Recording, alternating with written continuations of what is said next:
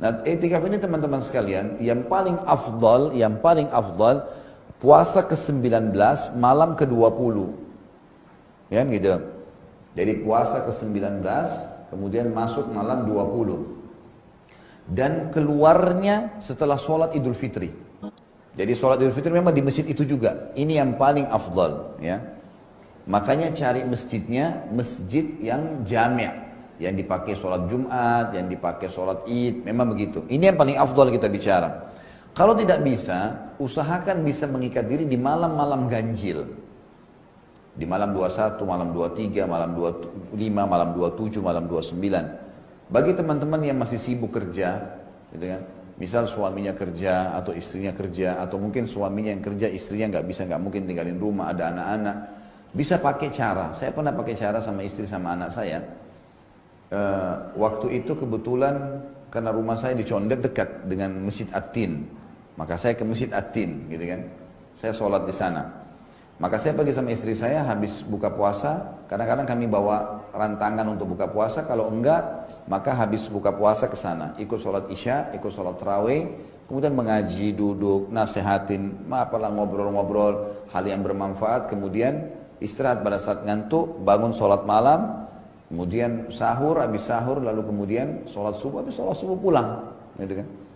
Jadi ada malam yang kita kejar. Nah ini biasanya kalau teman-teman yang lagi kerja bisa dipakai, misalnya Jumat malam ya, malam Sabtu kan Sabtu sudah libur, malam Minggu atau malam Ahad kan bisa 2 malam, kita dapat yang gitu. Itu sangat bagus ya. Apalagi ada masjid-masjid yang besar ini sudah rapi, lebih rapi. Kita bayar habis tarawih mungkin 15 atau 20 ribu untuk sahur, nanti dikasih kupon, kita disiapin makan. Kalau enggak bisa bawa makanan. Dan orang bebas di masjid i'tikaf kan, bawa selimut, bisa baring di situ, bisa ngelompok keluarga-keluarga. Saya tuh duduk sama keluarga saya, sana ada keluarga, banyak keluarga kok, gitu kan. Artinya ada waktu yang kita lowongkan untuk itu. Nabi SAW beritikaf 10 hari semuanya. Ya, 10 hari semuanya Nabi SAW beritikaf. Kalaupun ada pendapat ulama yang mengatakan itikaf itu yang paling sedikit adalah mengikat antara sholat ke sholat. Jadi misal maghrib ke isya, misal duhur ke asar, asal dia niatkan itikaf bisa dapat pahalanya, insya Allah, gitu kan? Tapi tentu ini berbeda pahala dengan orang yang memang nginap di masjid, karena targetnya memang 5 waktu sholat di masjid, nggak boleh keluar dari masjid kecuali memang darurat sekali, baru bisa keluar. Nah ini itikaf. Tujuan utama itikaf adalah mengejar Lailatul Qadar, mengejar Lailatul Qadar. Dan kita sudah tahu sama-sama Lailatul Qadar, qadar artinya takdir ya, sesuatu yang sedang ditakdirkan, karena memang di malam Lailatul Qadar itu adalah malam penentuan keputusan 1 tahun ke depan. Allah Subhanahu wa taala menyebutkan dalam surah Zukhruf, a'udzubillahi minasyaitonir rajim, inna anzalnahu fi lailatin mubarakah.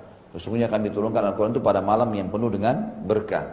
Dan surah kita sudah tahu ayat yang masyhur ya, Lailatul Qadri khairum min alfi syahr.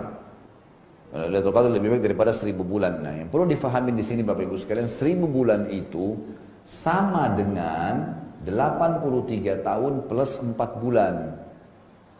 Artinya, kalau Bapak Ibu sempat ucapkan subhanallah saja, pas Lailatul Qadar, maka sama dengan mengucapkan subhanallah 1000 bulan atau 83 tahun plus 4 bulan. Allahu a'lam umur kita sampai situ atau tidak.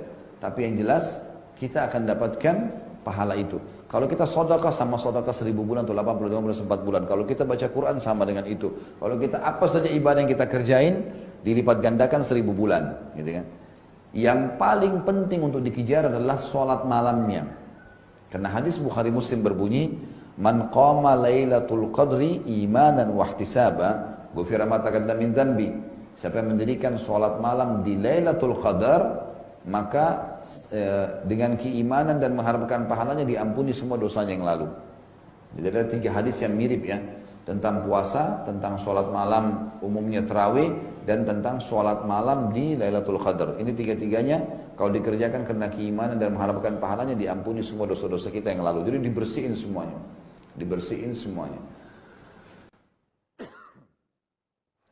Lailatul Qadar ini teman-teman sekalian berputar di malam-malam ganjil 21, 23, 25, 27, 29. Kata Nabi SAW, kejarlah Lailatul Qadar itu di malam-malam ganjil. Dan Sering kali terjadi di malam 27. Sering kali terjadi. Artinya tidak harus malam 27 ya. Sebagian ulama bahkan mengatakan hikmah ilahi. Kenapa Nabi Muhammad SAW mengikat diri bukan cuma di hari-hari ganjil? Kenapa Nabi SAW 10 terakhir semuanya mengikat diri dengan i'tikaf? Karena untuk menilai ini malam ganjil atau tidak, dengan adanya perbedaan waktu antara negara dengan negara, bisa saja Lailatul Qadar itu terus berjalan di 10 terakhir. Allahu alam, kita nggak tahu. Kayak misal, kita sekarang di Indonesia sudah malam ganjil semalam, kita sudah dapat misal Lailatul Qadar dengan izin Allah. Kita sudah pagi nih, sudah beraktivitas. Saudi itu masih mundur 4 jam. Berarti kalau Lailatul Qadar di Saudi masih terjadi, kita di Indonesia sudah pagi. Bukan mustahil, itu berarti masih berentetan atau mungkin berbeda perhitungan waktu. Di Indonesia dianggap malam genap, di Saudi dianggap malam ganjil. Ya kan gitu. Nah sekarang karena perubahan waktu memang berbeda. Nah, ini saya pernah ikutin salah satu pertemuan beberapa tokoh nasional di Indonesia. Kemudian dijelaskan kenapa Indonesia sering terlambat puasanya dan terlambat lebarannya. Apa sebabnya? Kenapa nggak seragam dengan Saudi? Ternyata memang ada masalah. Kita di Indonesia ini, kita berada di tengah-tengah garis khatulistiwa. Dan ini menyebabkan memang kalau di bulan-bulan Hijriah, bukan cuma Ramadan, itu sering tertutup memang. Emang nggak kelihatan. Dan Nabi Subhanahu wa Ta'ala sudah bilang dengan hikmahnya, sumu li ru'yatihi, puasa dengan melihatnya. Wa aftiru ru'yatihi, dan berbuka puasa dengan melihatnya. Mulai Ramadan dengan lihat bulan, nanti juga habisi Ramadan Idul Fitri dengan melihat bulan. Fa'in gumma alaikum, kalau tertutup buat kalian gak bisa ngelihat, fa'atimus siyamat thalathin, maka genapkan puasa jadi 30. Yang penting puasanya 30, bukan 31. Ya. 30 tetap sah, karena memang tertutup. Kan gitu. Dan ini saya sarankan teman-teman sekalian, ikut dengan Majelis Ulama Indonesia, ikut dengan pemerintah, wali amr. Tidak usah lagi kita beribut dengan masalah hisab, masalah ini. Saran saya adalah ikut pemerintah. Di sana sudah ada, di dalam majelis ulama sudah hampir semua ormas ada, Islam. Mereka juga bukan orang bodoh yang mau sembarangan saja, teledor. Dan ini yang penting memang telatnya cuma sehari. Apakah Sya'ban 29 atau 30? Hanya itu. Apakah Ramadan 29 atau 30? Kalau ada orang yang puasanya 28 misalnya, atau ada orang yang puasa 31 hari, nah ini yang kita tolak. Tapi ini memang tertutup, gitu kan? Memang sering terjadi kena lokasi. Maka hikmah yang harus kita ambil adalah, teman-teman sekalian, jangan cuma main pilih malam ganjil saja sembarangan nih. Karena kita tidak tahu pekahnya nih kapan terjadi kan? Maka 10 terakhir semuanya maksimalkan dengan sholat malam.